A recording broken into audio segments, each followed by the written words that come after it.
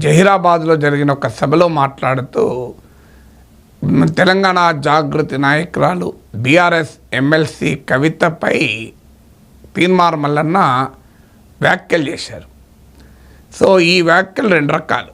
ఒకటి, బీసీలకు 42% రిజర్వేషన్ల ఆర్డినెన్స్ అంటే కవిత ఎందుకు పండుగ చేసుకుంటుంది, ఆమెకేంటి, ఆమె ఏమైనా బీసీయా అనేది ఇది పొలిటికల్ క్వశ్చన్.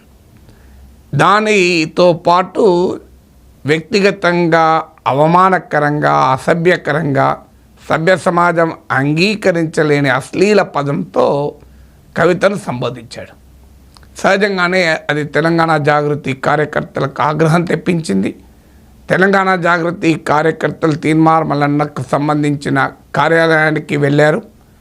దాడికి వెళ్ళారని తీన్మార్ మల్లన్న మద్దతుదారులు చెప్తున్నారు.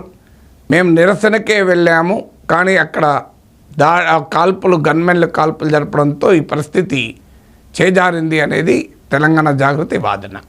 దానిపై పోలీసులు ఎలాగో విచారణ జరుపుతారు, చూద్దాం. సో దీన్ని ముందుగా మనం ఎలా అర్థం చేసుకోవాలి? ఒకటి, ఇది బీసీ రిజర్వేషన్ల గొడవతో సంబంధం ఉంది అనేది ఒక విశ్లేషణ. కానీ ఇది బీసీ రిజర్వేషన్లకు సంబంధం ఉన్న అంశమే కాదు. బీసీ రిజర్వేషన్ల విషయంలో తీన్మార్ మల్లన్నకు కవితకు ఎలాంటి భిన్నాభిప్రాయము లేదు. సో బీసీ రిజర్వేషన్లకు కావాలని కవిత అంటున్నారు, తీన్మార్ మల్లన్న అంటున్నారు. అసలు రాష్ట్రంలో రాజకీయ పార్టీలు అన్నీ అంటున్నది, దీని మీద భిన్నాభిప్రాయాలు ఎవరికీ లేవు. అయితే కవిత ఎవరు బీసీల గురించి మాట్లాడటానికి కవితకి ఏం సంబంధం, ఆమె బీసీయా అన్న మేరకు రాజకీయ వ్యాఖ్య. కానీ ఆ రాజకీయ వ్యాఖ్యకు రాజకీయ కౌంటర్ ఉంటుంది. బీసీలు అయితేనే బీసీల గురించి మాట్లాడాలి, ఎస్సీలు అయితేనే ఎస్సీల గురించి మాట్లాడాలి అంటే వర్గీకరణ మాదిగ ఉపకులాల సభ పెట్టి నరేంద్ర మోడీ వచ్చి మద్దతు పలికాడు. మరి నరేంద్ర మోడీ మాదిగ ఉపకులాలకు చెందిన వ్యక్తి కాదు కదా, ఆయన బీసీ బిడ్డ కదా. మరి ఆయనకేం సంబంధం వర్గీకరణ గురించి మాట్లాడాలి అని ఎవరన్నా అడిగారా? బీజేపీ రాష్ట్ర అధ్యక్షులు అగ్రకులాలకు చెందిన వ్యక్తి. మరి బీజేపీ ముఖ్యమంత్రి పదవే బీసీలకు ఇవ్వాలి అని డిమాండ్ చేస్తోంది, ఇప్పటికీ చేస్తుంది, ఇప్పటికీ కట్టుబడి ఉంది.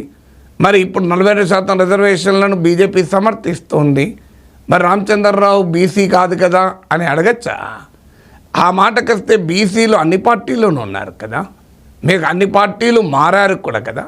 తీర్మానం వల్ల కూడా బీజేపీ కాంగ్రెస్ నుంచి బయటకు వచ్చి ఇప్పుడు కొత్త పార్టీ పెడతానంటున్నాడు కదా. రాష్ట్ర కాంగ్రెస్ అధ్యక్షులు మహేష్ కుమార్ గౌడ్ బీసీ కదా. సో బీసీలు అన్ని పార్టీల్లో ఉన్నారు, అన్ని కులాల వాళ్ళు అన్ని పార్టీల్లో ఉన్నారు.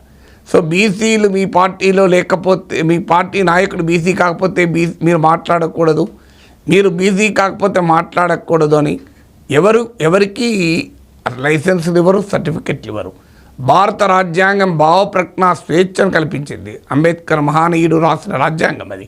అందులో ఎక్కడా లేదు భావప్రజ్ఞ స్వేచ్ఛ నీ కులానికి సంబంధించే ఉంటుంది, నీ మతానికి సంబంధించి ఉంటుంది, నీ భాషకు సంబంధించి ఉంటుంది, నీ ప్రాంతానికి సంబంధించి ఉంటుంది అని ఎవరన్నా అన్నారా?